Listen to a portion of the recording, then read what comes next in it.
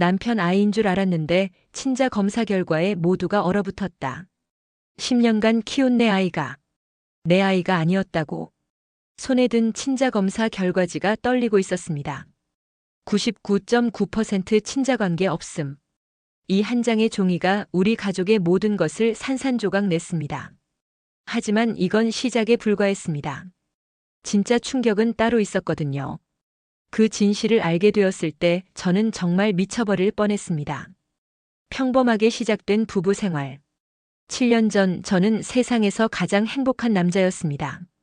대학 동기였던 미영이와 결혼해서 강남 신혼집에서 달콤한 신혼생활을 보내고 있었거든요. 미영이는 정말 완벽한 여자였어요. 키 165cm의 날씬한 몸매, 단정한 얼굴에 항상 웃음을 잃지 않는 성격. 연세대 경영학과를 졸업하고 대기업 마케팅팀에서 일하는 커리어 우먼이었습니다. 집에서는 요리도 잘하고 살림도 완벽했어요. 여보, 오늘 회사에서 승진 얘기가 나왔어요. 정말? 축하해. 우리 미영이 정말 대단해. 팀장님이 제 기획서를 임원진에게 보고했는데 반응이 너무 좋았대요. 매일 저녁 함께 나누던 일상 대화들. 주말마다 손잡고 한강공원을 산책하고 홍대 맛집들을 찾아다니며 데이트하던 그때가 정말 행복했어요. 친구들이 부러워할 정도로 금슬 좋은 부부였습니다. 다른 애들은 벌써 싸우기 시작하던데 너희는 정말 신혼 같다. 우리 미영이가 워낙 착해서 그래. 결혼 1년 후 미영이가 임신 소식을 알려왔을 때의 그 감동이란. 여보, 여기 봐요. 2줄이에요. 2줄. 진짜? 진짜야? 우리 아기가 생긴 거야? 네. 산부인과에서 확인받았어요. 8주 됐대요. 그날 밤 우리는 얼싸안고 울었습니다. 곧 아빠가 된다는 설렘에 잠을 이룰 수 없었어요. 미영이 배를 쓰다듬으며 아빠가 정말 많이 사랑한다고 속삭이던 순간들이 지금도 생생합니다. 임신 기간 동안 저는 정말 모범적인 남편이었습니다. 새벽 2시에도 미영이가 떡볶이 먹고 싶다고 하면 24시간 편의점까지 뛰어갔고 배가 무거워진 아내를 업고 병원 검진을 다녔어요. 클래식 음악으로 태교도 시키고 아기용품 쇼핑몰을 뒤져가며 좋은 제품들만 골랐습니다. 아이의 성장 과정에서 느껴지는 이상한 점들. 준우가 태어났을 때는 세상이 온통 장밋빛이었습니다. 3.2kg의 건강한 사내 아이. 하지만 지금 생각해보니 그때부터 이미 이상한 점들이 있었어요. 여보, 준우가 우리랑 좀 다르게 생긴 것 같지 않아요? 갓난아기들은 다 비슷해 보이지. 자라면서 닮아갈 거야. 처음엔 대수롭지 않게 생각했습니다. 하지만 준우가 자라면서 이상한 점들이 하나둘씩 늘어났어요. 먼저 눈이었습니다. 저와 미영이는 둘 다 쌍꺼풀이 있는데 준우는 외꺼풀이었어요. 물론 유전이 복잡하다고 하니까 그럴 수도 있다고 생각했죠. 하지만 피부색도 달랐습니다. 저희 부부는 둘 다 하얀 편인데 준우는 좀 더 어두운 편이었어요. 엄마, 왜 준우는 아빠랑 안 닮았어요? 조카가 던진 한마디가 가슴에 박혔습니다. 더 결정적이었던 건 준우가 5살 때였어요. 혈액형 검사를 받게 되었는데 아빠는 A형이고 엄마는 O형이니까 준우는 O형이거나 O형이겠네요. 의사 선생님의 말씀이었습니다. 그런데 결과는 AB형이었어요. 이상하네요. 다시 한번 검사해 볼까요?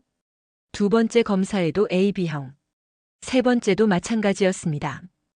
혹시 제가 B형일 수도 있나요? 어렸을 때 검사한 거라. 저는 다시 혈액형 검사를 받았습니다. 결과는 여전히 A형이었어요. 그날 밤 잠이 오지 않았습니다. 인터넷을 뒤져보니 A형과 O형 부모에게서 AB형 자녀가 나올 확률은 0%라고 나와 있었어요. 미영아, 혹시 내가 잘못 알고 있던 건 아닐까? 혈액형 말이야. 무슨 소리예요? 저는 분명히 O형이에요. 헌혈도 여러 번 했는걸요. 미영이도 다시 검사를 받았습니다. 역시 O형이었어요. 이상한 건 또 있었습니다. 준우의 성격이나 행동 패턴이 저희 부부와 전혀 달랐어요. 저는 내성적이고 미영이는 사교적인데 준우는 공격적이고 반항적이었습니다. 준우야, 숙제했니? 싫어. 왜 해야 해? 하기 싫단 말이야. 5살 아이치고는 너무 강한 반항심이었어요. 유치원 선생님도 걱정을 표했습니다. 준우가 다른 친구들을 자꾸 때려요. 말로 타일러도 잘 안 들어서. 집에서는 그런 적이 없는데. 아, 그리고 준우가 계속 진짜 아빠를 만나러 가고 싶다고 해요. 그 말을 들었을 때 등골이 오싹했습니다. 5살 아이가 무슨 뜻으로 그런 말을 했을까요? 배우자의 불륜 정황 발견. 의심의 씨앗이 심어진 후 미영이의 행동을 유심히 관찰하기 시작했습니다. 그리고 하나둘씩 이상한 점들을 발견하게 되었어요. 가장 먼저 눈에 띈 건 핸드폰이었습니다. 예전에는 아무렇지도 않게 테이블 위에 두던 미영이가 어느 순간부터 핸드폰을 항상 뒤집어서 놓거나 아예 가방 속에 넣어두었어요. 여보, 누구한테서 전화 왔어? 아, 회사에서요. 별거 아니에요. 하지만 전화를 받을 때 다른 방으로 가서 문을 닫고 통화했습니다. 예전에는 제 앞에서도 자연스럽게 봤던 사람이었는데 말이에요. 더 의심스러웠던 건 회식이 늘어났다는 점이었어요. 여보, 오늘도 회식이에요. 늦을 것 같아요. 요즘 회식이 너무 많은 것 같은데? 바쁜 시기라서요. 새 프로젝트 때문에. 주 2, 3회씩 회식이 있다고 했습니다. 하지만 회식 후 집에 돌아온 미영이에게서 술 냄새는 나지 않았어요. 옷에서도 삼겹살이나 치킨 냄새 같은 회식 특유의 냄새가 나지 않았습니다. 결정적이었던 건 어느 토요일이었어요. 미영이가 갑자기 회사에 나가야 한다고 했습니다. 주말에 왜 회사에 가? 긴급한 일이 생겼어요. 오후에 올게요. 그런데 점심시간에 미영이 회사 동료인 지혜 언니한테 전화를 걸어봤어요. 언니, 미영이 지금 회사에 있나요? 미영이요? 오늘 쉬는 날인데 왜요? 회사에 없을걸요? 그 순간 머릿속이 하얘졌습니다. 미영이는 대체 어디서 뭘 하고 있는 걸까요? 그날부터 본격적인 추적이 시작되었습니다. 미영이 차에 위치 추적기를 몰래 달았어요. 그리고 확인해 보니 미영이는 회식이나 회사가 아니라 강남의 한 오피스텔에 자주 갔다 왔더군요.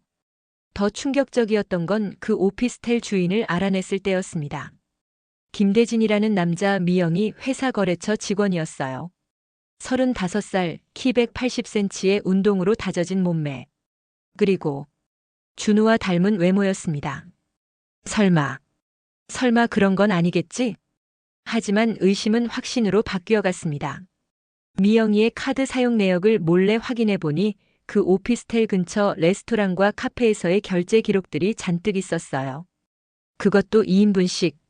친자 검사 결심과 준비 과정. 더 이상 참을 수 없었습니다. 진실을 알아야겠다고 결심했어요. 하지만 친자 검사를 한다는 건 정말 큰 용기가 필요한 일이었습니다. 진짜 내 아이가 아니라면 어떡하지? 그럼 지난 7년이 뭐가 되는 거지? 밤마다 이런 생각에 잠들지 못했습니다. 준우를 보면서도 복잡한 감정이 들었어요. 이 아이가 내 아이가 아닐 수도 있다니. 하지만 동시에 7년간 아빠로서 키워온 아이인데 어떻게 의심할 수 있을까 하는 죄책감도 들었습니다. 인터넷으로 친자 검사에 대해 알아보기 시작했어요. 생각보다 간단했습니다. 타액이나 머리카락, 심지어 칫솔로도 검사가 가능하다고 하더군요. XXX 유전자 검사센터에서 99.99% 정확도로 친자 검사 가능. 24에서 48시간 내 결과 통보. 비밀 보장, 익명 검사 가능. 여러 업체를 비교해 본 결과 강남에 있는 한 검사 기관을 선택했습니다. 전화로 상담을 받아봤어요. 안녕하세요. 친자 검사 문의드리려고 하는데. 네, 말씀하세요. 혹시 아이 몰래 검사가 가능한가요? 물론입니다. 타액 샘플이나 머리카락, 사용했던 칫솔 등으로 가능해요. 상담사분이 친절하게 설명해 주셨습니다. 검사 방법, 소요 시간, 비용까지. 생각보다 비용이 저렴했어요. 15만 원 정도면 된다고 하더군요. 그럼 언제 방문하시겠어요? 내일 오후에 갈게요. 전화를 끊고 나니 온몸이 떨렸습니다. 정말 이런 짓을 해도 되는 걸까? 하지만 이미 의심의 씨앗이 너무 커져버렸어요. 다음 날 준우의 칫솔을 몰래 가져갔습니다. 그리고 제 타액 샘플도 함께.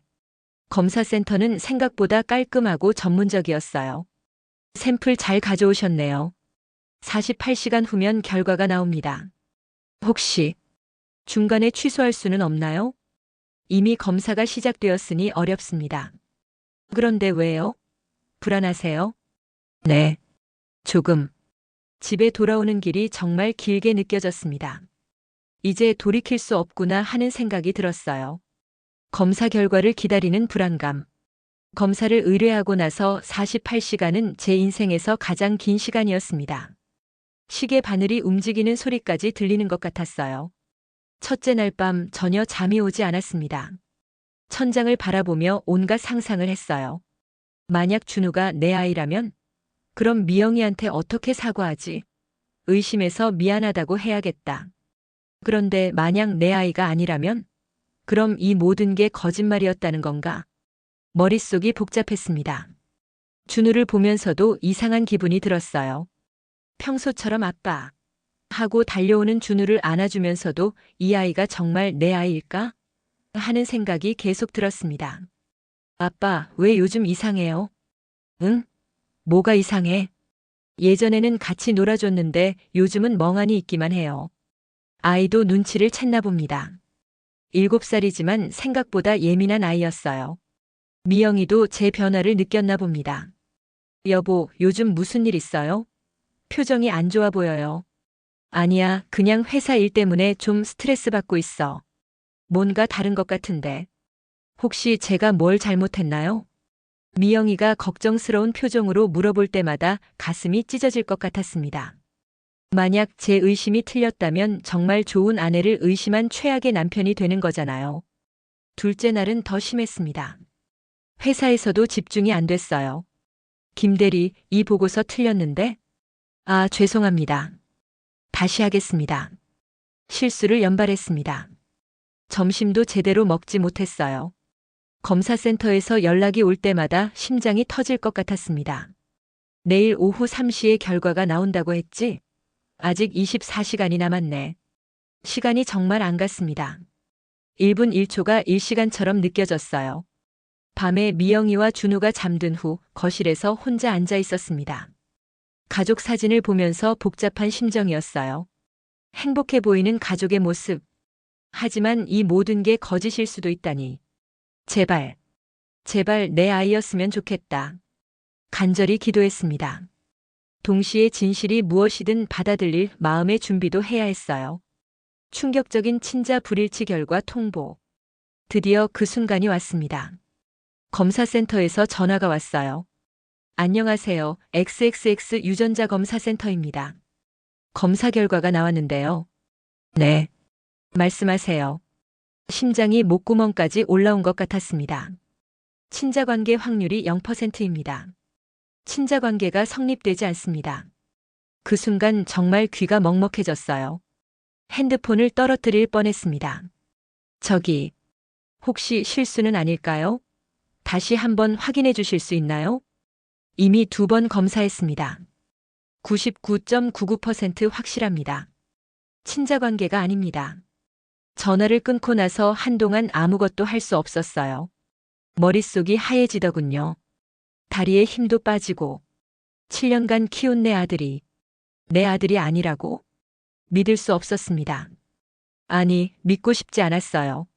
하지만 과학적 검사 결과를 부정할 수는 없잖아요. 서류를 받으러 검사센터에 직접 갔습니다.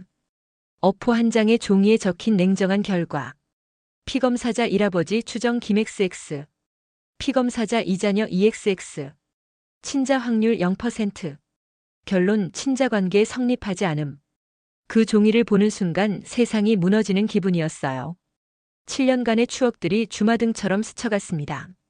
처음 준우를 안았을 때, 첫 걸음마를 뗄 때, 아빠라고 불렀을 때. 그 모든 순간들이 거짓이었다는 건가요? 집으로 가는 길에 준우가 다니는 유치원 앞을 지나갔어요. 마침 하원 시간이어서 아이들이 우르르 나오고 있었습니다. 그 중에 준우도 있었어요. 아빠 왔어요. 준우가 환하게 웃으며 달려왔습니다. 하지만 저는 그 웃음을 제대로 받아줄 수 없었어요. 응. 집에 가자. 아빠, 오늘 유치원에서 그림 그렸어요. 가족 그림이에요. 준우가 가방에서 꺼낸 그림. 아빠, 엄마, 준우가 손잡고 웃고 있는 그림이었습니다. 우리 가족이라고 삐뚤빼뚤한 글씨로 써 있었어요. 그 순간 눈물이 왈칵 쏟아졌습니다. 배우자와의 감정 폭발, 혼란과 분노. 그날 밤 준우를 재운 후 미영이와 마주 앉았습니다. 친자 검사 결과지를 테이블 위에 놓았어요. 이게 뭐예요? 미영이가 서류를 집어들더니 얼굴이 하얗게 변했습니다. 여보, 이건 친자 검사야. 결과는 봤지? 준우는 내 아이가 아니야. 미영이가 손으로 입을 막았습니다. 눈에서 눈물이 뚝뚝 떨어졌어요. 언제부터였어? 김대진이랑 언제부터 만났던 거야? 그 이름을 들은 순간 미영이가 더욱 충격받은 표정을 지었습니다. 어떻게 알았어요? 어떻게든 알게 되더라고. 대체 언제부터였냐고.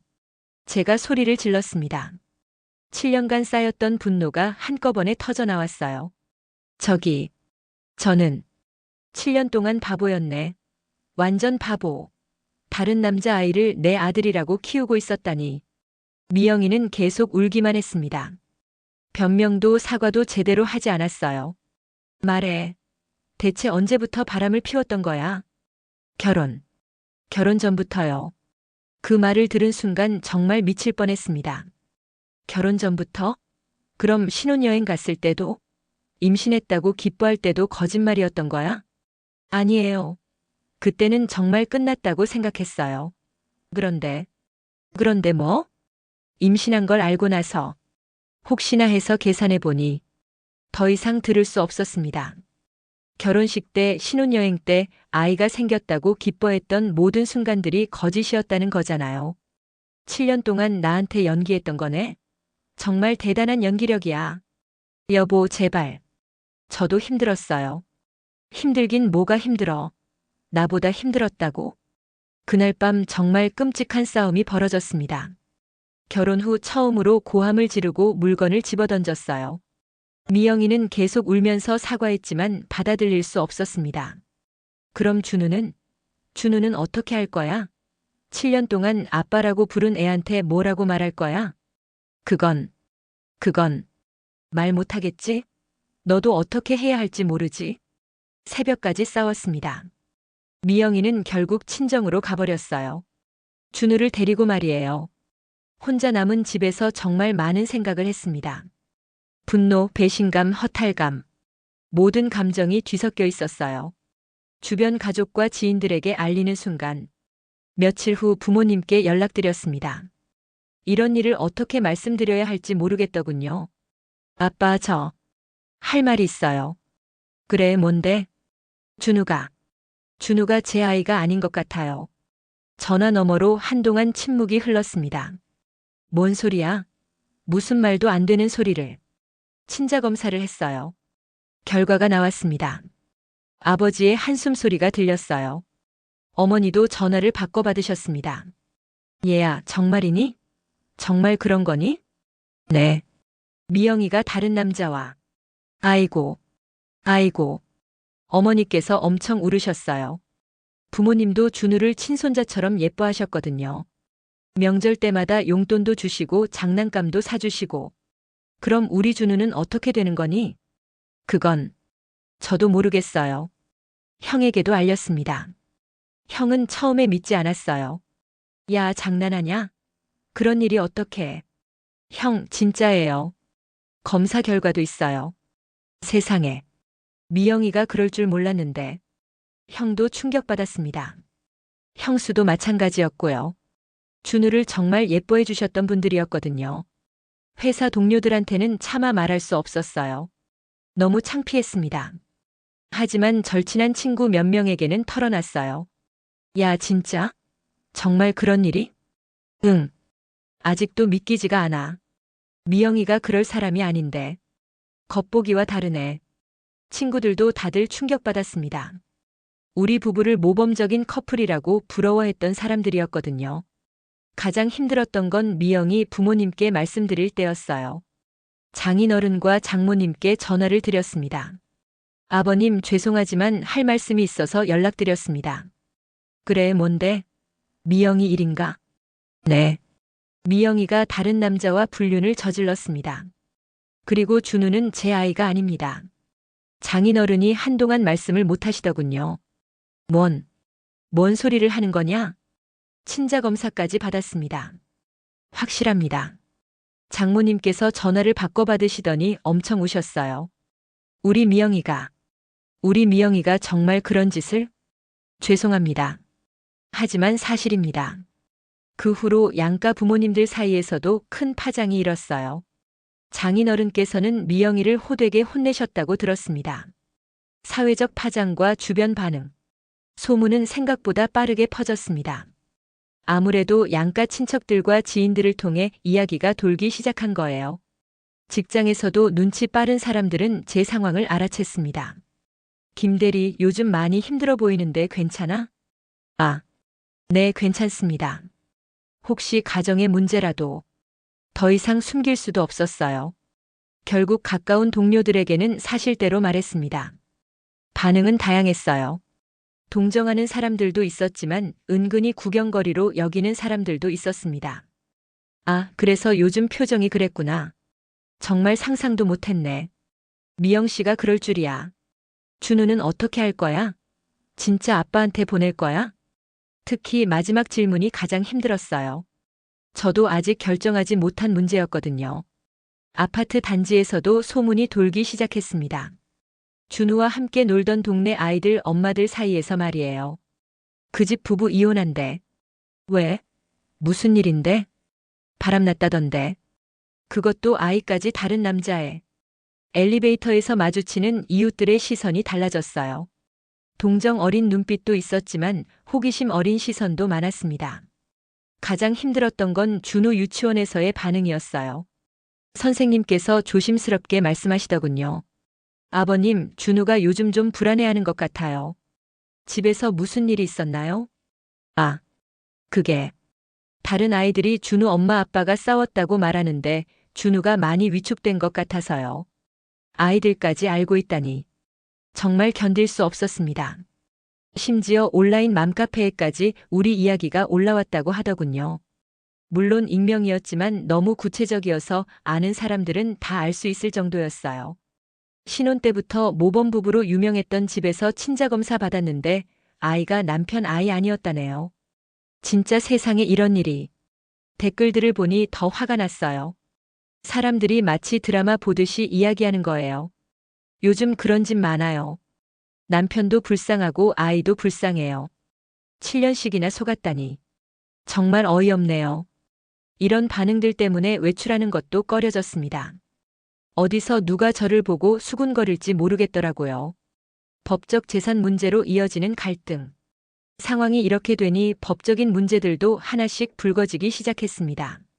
먼저 변호사 상담을 받으러 갔어요. 이혼은 당연히 하실 수 있습니다. 배우자의 불륜이 명확하니까요. 문제는 재산 분할과 양육권이죠. 변호사 선생님이 차분하게 설명해 주셨어요. 준우 양육비는 어떻게 되나요? 제 아이가 아닌데 제가 줘야 하나요? 법적으로는 의무가 없습니다. 하지만 7년간 사실혼 관계에서 양육했으니 복잡한 문제가 될 수 있어요. 가장 큰 문제는 집이었습니다. 결혼할 때 저희가 공동 명의로 아파트를 샀거든요. 각자 절반씩 출자했고 대출도 공동 명의였어요. 재산 분할할 때 배우자 유책 사유가 인정되면 비율 조정이 가능합니다. 하지만 완전히 배제하기는 어려워요. 미영이 측에서도 변호사를 선임했습니다. 그리고 예상 외의 주장을 해왔어요. 준우 양육권을 포기할 수 없다고 합니다. 그리고 양육비 지급을 요구하고 있어요. 뭐라고요? 제 아이도 아닌데 양육비를 달라고요? 7년간 아버지 역할을 했으니 책임이 있다는 주장입니다. 정말 어이가 없었어요. 자기가 바람을 피워놓고 양육비까지 달라니. 더 황당한 건 미영이가 위자료까지 요구해온 거였어요. 제가 위자료를 줘야 한다고요? 아니요, 상대방이 요구하는 겁니다.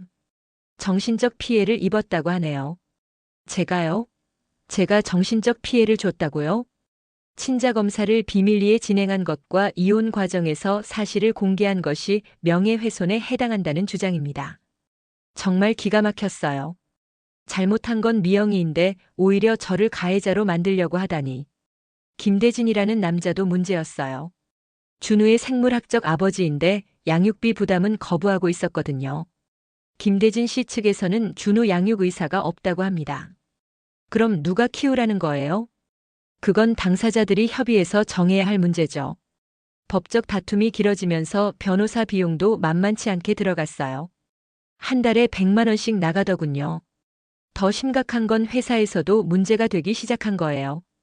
법정 출석 때문에 자꾸 조퇴하고 결근하다 보니 김대리 개인적인 일로 업무에 지장 주면 곤란한데 죄송합니다. 빨리 정리하겠습니다. 하지만 이혼 소송이 그렇게 간단히 끝날 리가 없었어요. 1년 넘게 진행될 것 같다고 변호사가 말했습니다. 결말 혼란 속에서 찾는 교훈과 감정 정리. 1년 반의 긴 법정 다툼 끝에 이혼이 확정되었습니다. 재산은 6대 4로 제가 더 많이 가져갔어요. 미영이의 유책 사유가 인정된 거죠. 준우 양육권은 미영이가 가져갔습니다. 저는 양육비 지급 의무에서 벗어났고요. 대신 김대진이 양육비를 지급하기로 했어요. 친자 확인 소송까지 거쳐서 말이죠. 가장 힘들었던 건 준우와의 작별이었습니다. 아빠, 저 잘못한 거 없죠? 응, 준우 잘못 없어. 어른들 잘못이야. 그럼 왜 아빠가 떠나가요? 준우한테는 진짜 아빠가 따로 있어. 그분이 준우를 키워주실 거야. 준우는 끝까지 이해하지 못했어요. 7년간 아빠라고 불렀던 사람이 갑자기 떠나간다는 걸 어떻게 이해하겠어요? 그날 밤 정말 많이 울었습니다. 분노보다는 슬픔이 더 컸어요. 순수한 아이에게는 죄가 없는데 지금은 혼자 살고 있습니다. 새 아파트로 이사했고 새로운 일상을 시작했어요. 처음엔 정말 힘들었지만 시간이 약이더군요. 가끔 준우 생각이 납니다. 지금 잘 지내고 있는지, 새 아빠와는 잘 지내는지. 하지만 연락할 수는 없어요. 그게 서로를 위한 길이라고 생각합니다. 이 일을 겪으면서 정말 많은 걸 깨달았어요. 첫째, 사람을 너무 쉽게 믿으면 안 된다는 것. 아무리 가까운 사이라도 의심할 건 의심해야 합니다. 둘째, 이상한 징후가 보이면 빨리 확인해야 한다는 것. 저처럼 7년씩 끌지 말고 말이에요. 셋째, 법적인 준비도 미리 해둬야 한다는 것. 감정적으로 대응하면 손해를 봅니다. 마지막으로 아무리 힘든 일이 있어도 시간이 지나면 다시 일어날 수 있다는 것. 지금의 저처럼 말이에요. 요즘은 새로운 사람들을 만나고 있어요. 아직 재혼 생각은 없지만 언젠가는 진짜 사랑하는 사람을 만나서 진짜 내 아이를 낳고 싶습니다. 미영이한테는 더 이상 분노하지 않아요. 대신 불쌍하다는 생각이 들어요. 순간의 실수로 모든 것을 잃었으니까요. 김대진과도 결국 오래가지 못했다고 들었습니다. 준우에게는 미안한 마음뿐입니다. 언젠가 이 아이가 커서 모든 진실을 알게 되면 그때는 제가 왜 떠날 수밖에 없었는지 이해해주겠죠. 혹시 저와 비슷한 상황에 계신 분들이 있다면 말씀드리고 싶어요. 의심스러우면 빨리 확인하세요. 그리고 확인된 후에는 감정적으로 대응하지 마시고 차근차근 법적 절차를 밟으세요. 무엇보다 아이들은 보호해주세요. 아이들에게는 죄가 없으니까요. 지금 이 이야기를 들려드리면서도 가슴이 아픕니다. 하지만 누군가에게는 도움이 될 수 있을 거라고 생각해요. 제 7년이 헛되지 않기를 바라며 오늘 이야기는 여기서 마치겠습니다.